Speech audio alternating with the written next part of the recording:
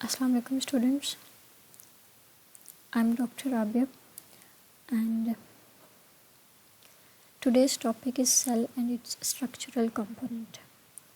First of all, cell के बारे में आप लोग शुरू से पढ़ते आ रहे हो कि सेल जो है वो एक बेसिक लिविंग स्ट्रक्चर है, फंक्शनल स्ट्रक्चर है, यानी आपकी पूरी इंडिविजुअल के अंदर जितना भी काम हो रहा है वो सेल के लेवल पर हो रहा है, चाहे वो स्ट्रक्चर की बेस पे है या फंक्शन की बेस पे है. So basic living structural and functional unit है and can survive independently for a long period of time if supplied with nutrients. ठीक है कि ये survive कर सकता है independently longer period of time के लिए अगर आप इसको nutrient जो है वो supply कर दोगे. Cells of a particular cell type are composed of characteristic part, यानी जो सेल जिस पर्टिकुलर टाइप का है उसके अंदर उस टाइप से रिलेटेड कैरेक्टरिस्टिक फीचर्स होंगे, यानी जो सेक्रेटरी सेल्स होंगे उनके अंदर सिक्रीशन से रिलेटेड एक कैरेक्टरिस्टिक पार्ट होगा जो कि सिर्फ उन्हीं की स्पेशलिटी होगी. Their coordinated functioning enables them to fulfil a unique biochemical and structural role. कि एक कोऑर्डिनेटेड वे में जब ये फंक्शन परफॉर्म करेंगे तो ये जो होंगे एनेबल होंगे अपना एक यूनिक जो बायोकेमिकल और उनका स्ट्रक्चरल रोल है वो अपना जो है वो बेटर वे में परफॉर्म कर सकेंगे. Next is cytology. Cyto means cell and ology means study. तो ये हमारे पास वो स्टडी होगी जिसमें हम सेल्स को स्ट्रक्चर और उसके फंक्शन को जो है वो फॉलो करेंगे. दिस इज़ द आपका स्ट्रक्चर और ये cell of the eukaryotic cell है ये हमारे पास. इसके अंदर डिफरेंट किस्म के स्ट्रक्चर्स जो हैं वो आपको नज़र आ रहे हैं. This is the mitochondria which is the power house of the cell. ये हमारे पास गोल्जी बॉडीज़ हैं. ठीक है, ये आपकी पैकेजिंग में काम करती हैं. जो भी मटेरियल सेल से बाहर जाना होता है उसको पैक करती हैं.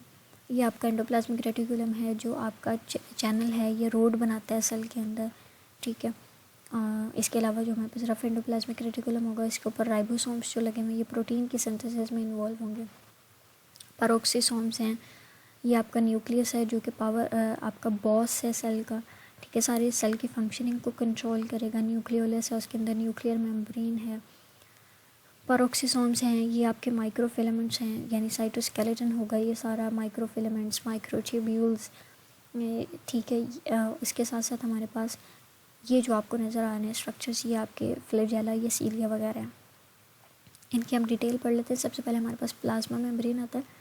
प्लाज्मा मेम्ब्रेन जो होती है सेल की आउटर सरफेस होती है. ये सेपरेट करती है इंटरनल एनवायरनमेंट को फ्रॉम एक्सटर्नल एनवायरनमेंट. ठीक है, ये बैरियर के तौर पर काम करती है.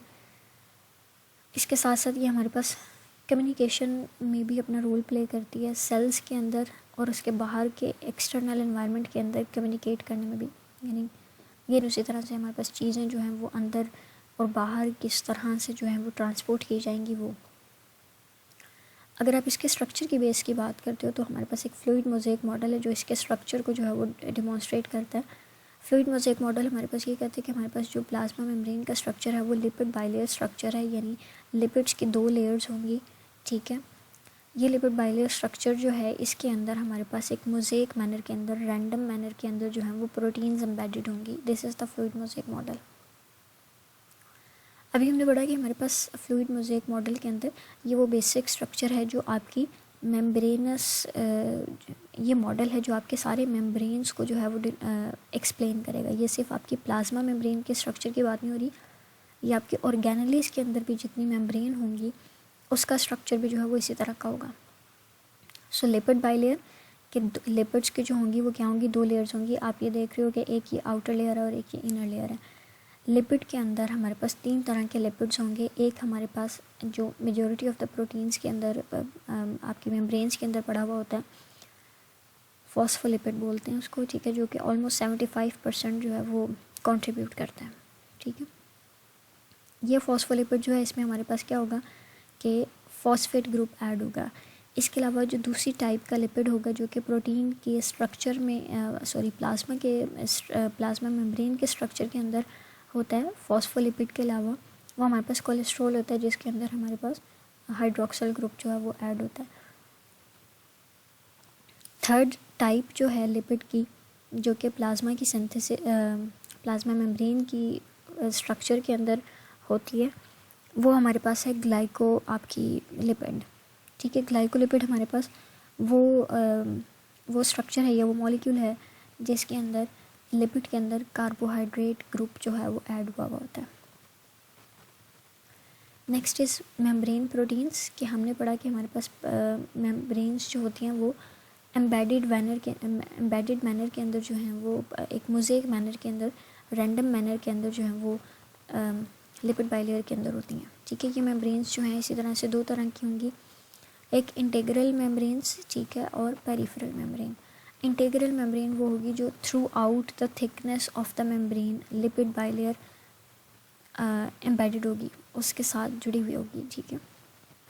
वो हमारे पास इंटीग्रल प्रोटीन्स होती हैं। मोस्टली जो इंटीग्रल प्रोटीन्स होती हैं वो ग्लाइकोप्रोटीन इन नेचर होती हैं, यानी अगेन उसी तरह से ग्लाइको मीन कार्बोहाइड्रेट्स, ठीक है, एंड प्रोटीन्स मीन्स कि जब प्रोटीन जो है वो कार्बोहाइड्रेट के साथ जुड़ी हुई होगी तो फिर आपका जो स्ट्रक्चर बनेगा, कंपाउंड बनेगा, मॉलिक्यूल बनेगा, वो ग्लाइकोप्रोटीन होगा। पेरिफेरल प्रोटीन्स आएंगी।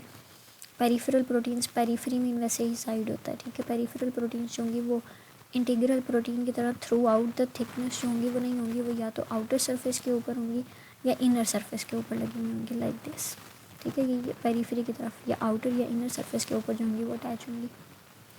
अब हम कुछ फंक्शंस देख लेते हैं जो कि प्लाज्मा मेम्ब्रेन के हैं। कुछ इंटीग्रल प्रोटीन्स जो होती हैं वो आयन चैनल्स के तौर पे काम करती हैं, ठीक है, यानी वो कैनाल या वो पाथवे जिसके थ्रू आयन जो होगा वो सेल के अंदर या सेल के बाहर जो है वो जाएगा।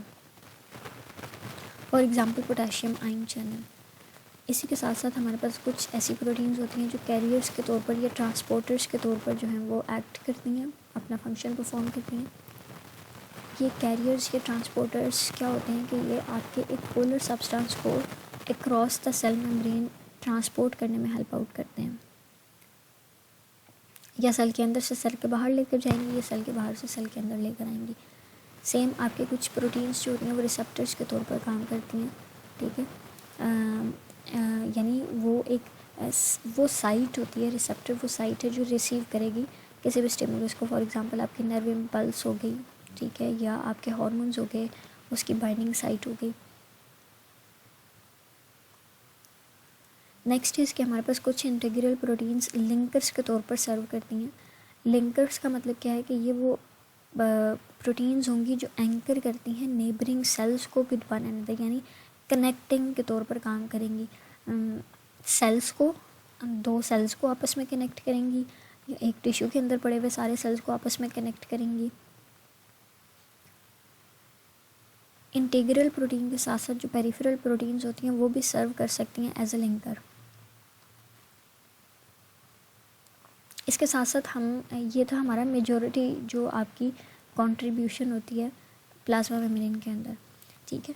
इसके साथ साथ हमारी प्लाज्मा मेम्ब्रेन के अंदर ग्लाइकोप्रोटीन्स या ग्लाइकोलिपिड्स भी होते हैं। ये ग्लाइकोप्रोटीन्स या ग्लाइकोलिपिड्स क्या काम करती हैं, सर्व करती हैं as a cell identity markers, ठीक है, कि सेल को आइडेंटिफाई करने में जो है वो हेल्प करती हैं। इसका बेनिफिट क्या होता है कि ये सेल्स जो होंगे वो अपनी ही तरह के दूसरे सेल को रिकग्नाइज़ करेंगे टिश्यू फॉर्मेशन के टाइम पे, या फिर ये रिकग्नाइज़ करेंगे to potentially dangerous foreign cell, ठीक है, यानी ये सेल की आइडेंटिफिकेशन में हेल्प करेंगे। जैसे आपका ABO ब्लड ग्रुप सिस्टम जो है वो उसकी सरफेस के ऊपर आपका ब्लड ट्रांसफ्यूजन के अंदर अगर आपका जो ब्लड ग्रुप है वो मैच नहीं करता तो फिर रिजेक्शन होती है, ठीक है। तो वो आपके ये सेल आइडेंटिटी मार्कर्स के फंक्शन की वजह से है। अब लिपिड बाइलेयर जो है वो अब हमारे पास हम यहाँ पे दो टर्म्स यूज़ करते हैं, परमिएबिलिटी एंड सेमी परमिएबिलिटी, या फिर इम्परमिएबिलिटी। सेमी परमिएबिलिटी हम मेम्ब्रेन के तौर पे यूज़ कर, मेम्ब्रेन को जो है वो डिमॉन्स्ट्रेट करने के लिए यूज़ करते हैं। परमिएबिलिटी का मतलब है कि वो अलाउ करती है हर किस्म के सब्सटेंसेस को मूव करने के लिए। इम्परमिएबिलिटी का मतलब है कि वो नहीं अलाउ करेगी मूव करने के लिए। सेमी परमिएबिलिटी का मतलब ये है कि क्योंकि हम प्लाज्मा पढ़े हैं तो प्लाज्मा जो है वो हम FSC में भी पढ़ कर आए हैं कि सेमी परमिएबल होती है, कुछ सब्सटेंसेस को ईजिली जो है वो अपने अंदर से मूव करने देती है, कुछ को नहीं करने देती, सो सेमी परमिएबल है। अब जो लिपिड बाइलेयर है उसका जो लिपिड पोर्शन होगा वो छोटे, एक तो लिपिड सॉल्युबल सब्सटेंसेस को इजीली जो है वो अलाउ करेगा मूवमेंट के लिए। इसके साथ साथ जो छोटे स्मॉल आपके नॉन पोलर सब्सटेंसेस हैं वो इजीली जो है वो लिपिड के पोर्शन से मूव कर जाएंगे सेल के अंदर या सेल के बाहर, यानी उस इन सब्सटेंसेस के लिए जो लिपिड का पोर्शन है वो परमिएबल है। जबकि आयंस या मॉलिक्यूल्स या लार्जर साइज़ के जो मॉलिक्यूल्स होंगे उसके लिए इम्परमिएबल होगी।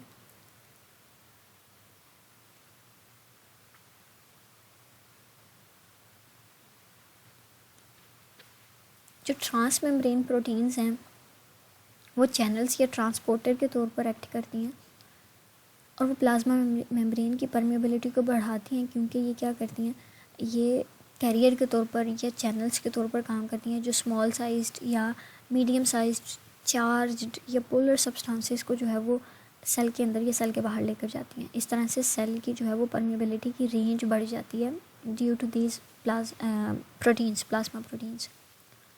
अब ये जो ट्रांस मेम्ब्रेन प्रोटीन्स हैं ये वेरी सेलेक्टिव होती हैं। ये एक स्पेशल प्रोटीन जो होगी वो एक स्पेशल ग्रुप या एक स्पेशल मॉलिक्यूल को जो है वो अलाउ करेगी मूवमेंट के लिए। तो फिर जो लार्जर मॉलिक्यूल्स होंगे जिनका साइज़ बड़ा होगा, जो प्लाज्मा मेम्ब्रेन की कैपेसिटी से बाहर होंगे, वो किस तरह से मूव करेंगे, एक्सोसाइटोसिस के प्रोसेस के थ्रू या एंडोसाइटोसिस के प्रोसेस के थ्रू। अब transport across the cell membrane, सबसे पहले इसके लिए हमें जनरल पता होना चाहिए कि हम जो है वो फ्लूइड को पढ़ेंगे कि क्या किस तरह के होते हैं और उसके बाद हम उसकी ट्रांसपोर्टेशन पढ़ेंगे। जो फ्लूइड सेल के अंदर होता है उसको हम इंट्रासेलुलर फ्लूइड बोलते हैं, ICF, ठीक है, जैसे साइटोसोल इसकी एग्जांपल होगी। जो फ्लूइड बॉडी सेल्स के बाहर होता है उसको हम एक्स्ट्रा सेलुलर फ्लूइड बोलते हैं, ठीक है।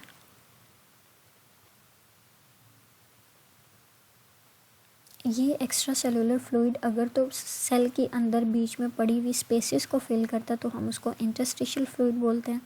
अगर ब्लड वेसल्स के अंदर है तो उसको हम प्लाज्मा बोलेंगे, और अगर लिम्फेटिक वेसल्स के अंदर है तो उसको हम लिम्फ बोलेंगे। एक्स्ट्रा सेलुलर फ्लूइड के अंदर कौन कौन सी चीज़ें हो सकती हैं? गैस के मॉलिक्यूल्स हो सकते हैं, ऑक्सीजन, कार्बन डाइऑक्साइड वगैरह। न्यूट्रिएंट मॉलिक्यूल्स हो सकते हैं, कार्बोहाइड्रेट्स, प्रोटीन्स, लिपिड्स वगैरह, मिनरल्स, वाइटामिन्स। उसके साथ साथ हमारे पास आयंस होते हैं, यानी वो सारी चीज़ें, जैसे हम साइटोसोल के अंदर आगे पढ़ेंगे कि साइटोसोल के अंदर क्या क्या पड़ा हुआ होता है। तो जो बाहर सेल के अंदर फ्लूइड पड़ा हुआ है जिसको हम इंटरस्टिशियल फ्लूइड बोल रहे हैं बिटवीन द स्पेसेस, वहाँ पे हमारे पास वो सारा मटेरियल पड़ा हुआ होगा जो सेल के अंदर या सेल के बाहर के लिए एक्सचेंज हुआ हुआ होगा, ठीक है। लाइक ऑक्सीजन पड़ी हुई होगी, जिस वो क्यों पड़ी हुई है उसके अंदर, क्योंकि ऑक्सीजन ने जो है वो सेल के अंदर डिफ्यूज़ होना है, उसके बाद वहाँ पे उसका मेटाबॉलिज्म होगा और सारा जो है साइकिल शुरू हो जाएगा। कार्बन डाइऑक्साइड मेटाबॉलिज्म के रिजल्ट में सेल के अंदर बनेगी तो वो सेल के बाहर जो है वो एक्सक्रीट करनी है ताकि वहाँ से जो है वो ट्रांसपोर्ट हो सके टू द लंग्स और वहाँ से बॉडी से बाहर जा सके। जो एक्स्ट्रा सेलुलर फ्लूइड है वो कांस्टेंट मोशन के अंदर होता है through out the body.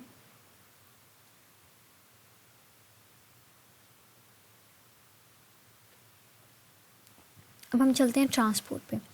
Active transport होती है या पैसिव ट्रांसपोर्ट होती है। ये एनर्जी के बेस पे ट्रांसपोर्टेशन है, ठीक है। कि पैसिव ट्रांसपोर्ट हमारे पास वो ट्रांसपोर्ट होगी जिसमें आपका जो मूविंग सब्सटेंस है, ये मॉलिक्यूल है, वो in the direction of concentration gradient जो है वो मूव करेगा, यानी lower concentration to the higher concentration जाएगा।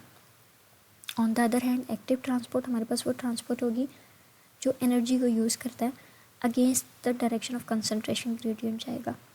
एक्सोसाइटोसिस और एंडोसाइटोसिस हम पढ़कर आए कि लार्जर मॉलिक्यूल्स के लिए होते हैं, और ये हमारे पास एक्सो मीन्स आउटसाइड द सेल, ठीक है। यानी जब किसी लार्जर मॉलिक्यूल ने सेल के बाहर जो है वो ट्रांसपोर्ट होना होगा तो वो थ्रू एक्सोसाइटोसिस होगा, सेल मेम्ब्रेन के पास जाएगा, उसके साथ जो है वो सेल मेम्ब्रेन बाहर के जो है वो एक बड या आउटग्रोथ की फॉर्म में एग्जिस्ट करेगी।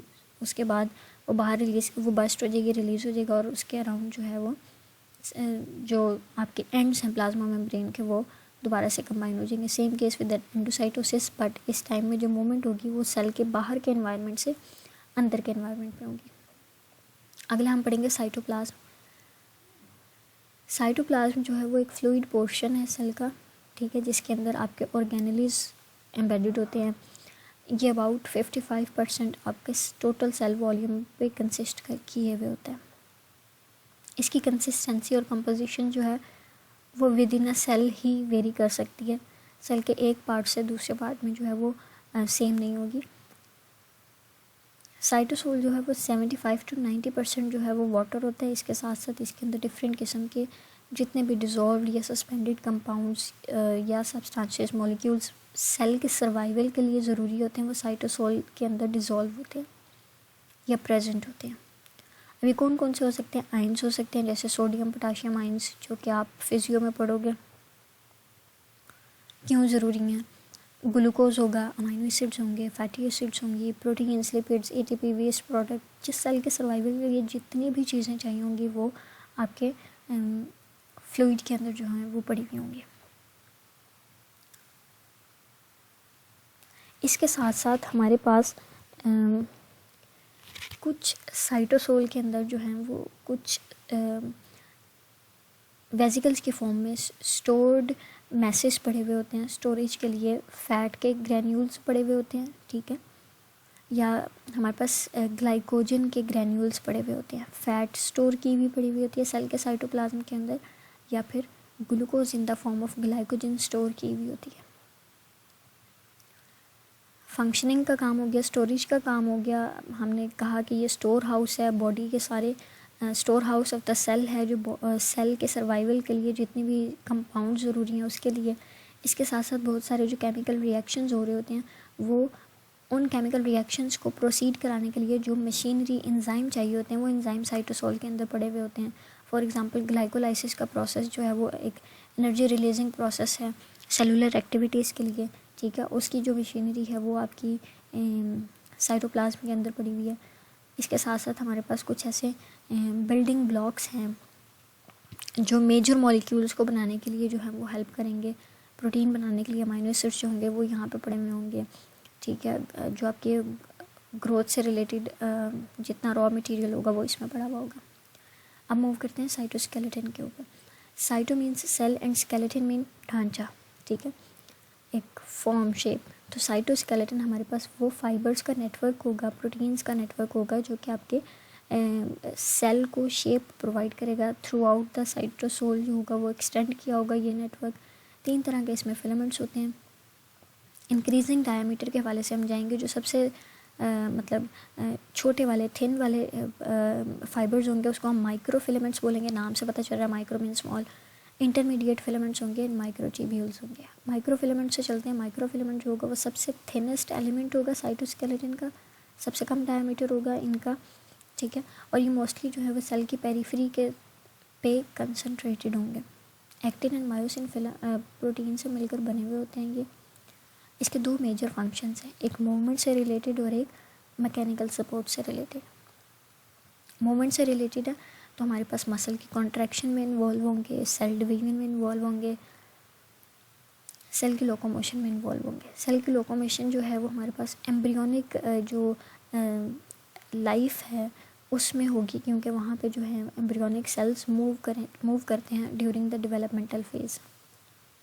इसके साथ साथ हमारे पास आफ्टर द बर्थ सेल की लोकोमोशन की कौन सी एग्जांपल है कि जब हमारे पास वाइट ब्लड सेल्स ने जो है वो इन्वेड करना होता है स्पेशल टाइप ऑफ सेल के अंदर, वो सेल जहाँ पे इन्फेक्शन हुई हुई है या आपकी जो फॉरेन बॉडी है वो सेल के अंदर दाखिल हो गई है, वहाँ पे उससे लड़ने के लिए वाइट ब्लड सेल ने एंटर होना है। सेम केस आपकी migration of the skin cells है ड्यूरिंग द वुंड हीलिंग। ये हो गया लोकोमोशन से रिलेटेड माइक्रो फिलामेंट्स का फंक्शन।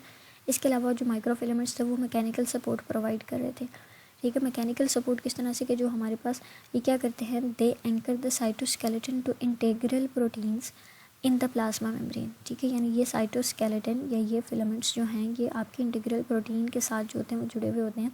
इस तरह से ये मैकेनिकल सपोर्ट प्रोवाइड करते हैं। इसके साथ साथ जो माइक्रो फिलामेंट्स होंगे ये माइक्रोविलाई जो कि आपका एक फिंगर लाइक प्रोजेक्शन होती है सेल की सरफेस के ऊपर, उसको भी जो है वो मैकेनिकल सपोर्ट प्रोवाइड करेंगे। ये हमारे पास माइक्रो फिलामेंट्स हैं, ठीक है। ये आपका माइक्रोविलाई है, ये आपका जो है वो थिनेस्ट जो है वो माइक्रो फिलामेंट है। एक्टिन और filament, actin and myosin protein से मिलकर बने हुए होते हैं। नेक्स्ट इंटरमीडिएट फिलामेंट है जिसका डायमीटर जो है वो इससे थोड़ा सा ज़्यादा है, और सबसे बड़े जो हैं वो माइक्रोट्यूब्यूल्स हैं जिनका डायमीटर सबसे ज़्यादा है। माइक्रोविलाई का उसके बाद उसने फंक्शन बताया हुआ है कि माइक्रोविलाई जो होते हैं वो प्लाज्मा मेम्ब्रेन की सरफेस को बढ़ा देते हैं, सरफेस एरिया को बढ़ा देते हैं। ये पर्टिकुलरली उन सेल्स की सरफेस के ऊपर ज़्यादा होते हैं जिनका काम एब्जॉर्प्शन से रिलेटेड होता है। Next is intermediate filaments. Intermediate नाम से पता चल रहा है बीच की चीज़ होगी, दरमियाना डायमीटर होगा इनका। ये डिफरेंट किस्म के प्रोटीन्स से मिलकर बने हुए होते हैं, और इनका जो है वो फंक्शन क्या है कि इन्होंने मैकेनिकल जो स्ट्रेस है उससे रिलेटेड इन्होंने अपना फंक्शन परफॉर्म करना है, और हेल्प करते हैं anchor the organelles such as nucleus and attach the cells to one another. Next type of cytoskeleton is microtubules. इनका डायमीटर सबसे ज़्यादा होता है। ये ट्यूबुलिन प्रोटीन से मिलकर बनी हुई होती हैं, ठीक है, और ये होते किस तरह के हैं, लॉन्ग अनब्रांच्ड होलो ट्यूब्स की तरह का स्ट्रक्चर होता है माइक्रोट्यूब्यूल्स का, इसीलिए हमने इसका नाम माइक्रोट्यूब्यूल्स रखा। अब हमारे पास एक स्ट्रक्चर होता है जिसको हम सेंट्रोसोम बोलते हैं। ये सेंट्रोसोम जो है वो सर्व करता है as an initiation site for the assembly of microtubules, ठीक है। जो आपके माइक्रोट्यूब्यूल्स की असेंबली होगी, यानी जो माइक्रोट्यूब्यूल्स जमा होंगे उस, या ये समझ लेंगे जो सेंट्रोसोम वो पॉइंट है या वो एरिया है जहाँ से ये माइक्रोट्यूब्यूल्स जो हैं वो ओरिजिनेट होते हैं, बनते हैं। कि माइक्रोट्यूब्यूल्स जो हैं वो आउटवर्ड डायरेक्शन में जो है वो ग्रो करेंगे, ठीक है, और इस तरह से माइक्रोट्यूब्यूल्स जो हैं वो हेल्प करेंगे to determine the cell shape and function in the intracellular transport of organelles. They also participate in the movement of specialized cell projections such as cilia and the flagella. ये हम microtubules के structures पढ़े थे कि जो microtubules हैं वो centrosome से ओरिजिनेट करते हैं, उसके बाद आउटवर्ड डायरेक्शन में जो है वो मूव करेंगे towards the periphery of the cell, ठीक है। ये सेल को ना सिर्फ आपका क्या कहते हैं इंट्रासेलुलर ट्रांसपोर्टेशन में हेल्प आउट करते हैं, बल्कि ये आपकी जो सेल की जब डिवीजन हो रही होती है तब भी ये अपना फंक्शन परफॉर्म करते हैं। उसके साथ साथ जो है ये फ्लैजेला और सीलिया की फंक्शनिंग में भी जो है वो हेल्प आउट करते हैं। Next is centrosome. ये भी वो स्ट्रक्चर जहाँ से हम देख कर आए थे कि जो आपका माइक्रोट्यूब्यूलर स्ट्रक्चर है वो ओरिजिनेट होता है। सेंट्रोसोम जो है वो न्यूक्लियस के क्लोज या न्यूक्लियस के पास जो है वो पड़ा हुआ होता है। इसके दो कंपोनेंट्स होते हैं, एक सेंट्रियोल्स होते हैं, ठीक है, और एक पेरीसेंट्रियोलर मटेरियल या एरिया होता है। जो सेंट्रियोल्स होते हैं वो 2 इन नंबर होते हैं, और इनमें से हर सेंट्रियोल जो है वो एक सिलेंड्रिकल स्ट्रक्चर होता है जो फर्दर जो है वो 9 क्लस्टर्स ऑफ द माइक्रोट्यूब्यूल से मिलकर बना हुआ होता है, और ये 9 जो होते हैं वो एक ट्रिपलेट के फॉर्म में अरेंज होते हैं एक सर्कुलर पैटर्न के अंदर। This is the structure of आपका सेंट्रियोल, ठीक है। सेंट्रियोल में हमने कहा कि हमारे पास 9 जो होंगे वो ट्रिपलेट्स ऑफ माइक्रोट्यूब्यूल्स होंगे। दिस इज़ द ट्रिपलेट, और इस तरह के 9 जो होंगे वो स्ट्रक्चर होंगे जो एक सर्कुलर पाथवे में जो होंगे अरेंज होंगे। These are the centrioles. ये दो इस तरह के 2 स्ट्रक्चर्स होंगे, ये दोनों सेंट्रियोल्स जो होंगे वो एक दूसरे के 90 डिग्री के एंगल पे जो होंगे वो इनका जो एंगल होगा या पोजीशनिंग होगी सेल के अंदर पड़ी हुई वो राइट एंगल पे होंगे। सेंट्रियोल्स के अराउंड जो हमारे पास एरिया होगा उसको हम पेरीसेंट्रियोलर मटेरियल बोलते हैं, जिसके अंदर हमारे पास रिंग शेप्ड कॉम्प्लेक्सेस होंगे जो कि ट्यूबुलिन प्रोटीन से मिलकर बने हुए होते हैं। ये ट्यूबुलिन प्रोटीन्स जो होंगी वो ऑर्गेनाइजिंग सेंटर्स होंगी जो कि रिस्पॉन्सिबल होंगी for the growth of mitotic spindle. ये वो ट्यूबुलर स्ट्रक्चर है जो आपकी माइटोसिस के टाइम पे जो है वो अपीयर होता है और आपकी डिवाइडिंग में जो है वो हेल्प करता है। During the cell division the centrosomes replicate, ताकि आपकी जो सक्सीडिंग जनरेशन होगी सेल की उसके अंदर भी सेल की डिवीजन की कैपेसिटी हो। Next structure is ribosomes. अब हमें राइबोसोम्स का पता है कि ये हमारे पास factory of the protein synthesis है, प्रोटीन की सिंथेसिस होती है इनके ऊपर। इसके 2 सब यूनिट होते हैं और इसके अंदर जो है वो हमारे पास राइबोसोमल आरएनए ज़्यादा होता है और राइबोसोमल प्रोटीन से मिलकर बने हुए होते हैं। छोटे दाने दाने की तरह के स्ट्रक्चर होते हैं। इसके 2 सब यूनिट होते हैं, एक स्मॉलर सब यूनिट होता है और एक लार्जर सब यूनिट होता है, ठीक है। ये दोनों सब यूनिट जो हैं वो कहाँ पे बनते हैं, न्यूक्लियोलस के अंदर बनते हैं। उसके बाद ये जो है वो एक्सपोर्ट कर दिए जाते हैं to the outside of nucleus, ठीक है। एक दफ़ा जब प्रोड्यूस हो गए then they exit the nucleus and join together in the cytosol, यानी अलग अलग न्यूक्लियोलस के अंदर बनते हैं और उसके बाद साइटोसोल के अंदर आकर दोनों कंबाइन हो जाते हैं जब इन्होंने फंक्शनिंग करनी होती है। नॉन फंक्शनल स्टेट के अंदर दोनों अलग अलग होते हैं। अच्छा जी, अब ये राइबोसोम्स जो हैं वो दो तरह के होते हैं, या तो अटैच होंगे with some structure such as endoplasmic reticulum, या फिर फ्री होंगे, ठीक है। साइटोप्लाज्म के अंदर किसी स्ट्रक्चर के साथ जो होंगे वो जुड़े हुए नहीं होंगे। जो फ्री राइबोसोम्स होंगे वो पर्टिकुलरली वो वाली प्रोटीन से सिंथेसाइज करेंगे जो सेल के अंदर ही यूज़ होंगी, जबकि वो राइबोसोम्स जो किसी स्ट्रक्चर के साथ एसोसिएटेड होंगे, जुड़े हुए होंगे, वो आपकी उन प्रोटीन की सिंथेसिस में इन्वॉल्व होंगे जिन्होंने सेल के बाहर जो है वो जाना है। इसके अलावा हमारे पास राइबोसोम्स जो हैं वो माइटोकॉन्ड्रिया के अंदर भी लोकेटेड होते हैं, जहाँ पे वो माइटोकॉन्ड्रिया की प्रोटीन बनाते हैं। This is the structure of a ribosome. इसमें लार्ज सब यूनिट है, स्मॉल सब यूनिट है। जब इन्होंने फंक्शनिंग करनी हो यानी प्रोटीन की सिंथेसिस करनी हो तो ये दोनों जो है वो कंबाइन करके अपना फंक्शनल यूनिट बनाते हैं। नॉन फंक्शनल स्टेट के अंदर दोनों सब यूनिट अलग-अलग होते हैं। Next is endoplasmic reticulum. अब एंडोप्लाज्मिक रेटिकुलम जो है वो हमारे पास एक ट्यूबुलर स्ट्रक्चर है, ये फ्लैटेंड सैक्स हैं, ठीक है, जो एक दूसरे के ऊपर लगे हुए होते हैं और इस तरह से ये आपका पूरा नेटवर्क, ये चैनल बना देते हैं। ये कहाँ से कहाँ तक एक्सटेंड किए हुए होते हैं, ये न्यूक्लियर एनवेलप से लेकर थ्रू आउट द साइटोप्लाज्म, यानी ये एक तरह से आपका सारा ट्यूबुलर स्ट्रक्चर है जो पूरे साइटोप्लाज्म के अंदर फैला हुआ है। ट्रांसपोर्टेशन के अंदर इन्वॉल्व होगा, ठीक है, विद इन द सेल। ये दो तरह के होते हैं, rough endoplasmic reticulum and smooth endoplasmic reticulum. जो रफ एंडोप्लाज्मिक रेटिकुलम होंगे वो जाहिर सी बात है उसके ऊपर क्या लगा हुआ होगा, राइबोसोम लगा हुआ होगा, ठीक है। The outer surface of rough endoplasmic reticulum is studied with the ribosomes. Protein synthesized by the ribosomes attached to the rough endoplasmic reticulum enter the spaces within the endoplasmic reticulum for the processing and sorting। के जो आपका क्या कहते हैं, जो protein ये ribosome से synthesise हो गई है उसके बाद वो प्रोटीन जो होगी वो outer surface of rough endoplasmic reticulum के साथ जो है वो उसके मदद के थ्रू जो है वो अंदर आएगी, ठीक है, प्रोसेसिंग एंड सॉर्टिंग के लिए, यानी पोस्ट ट्रांजिशनल मॉडिफिकेशन के लिए।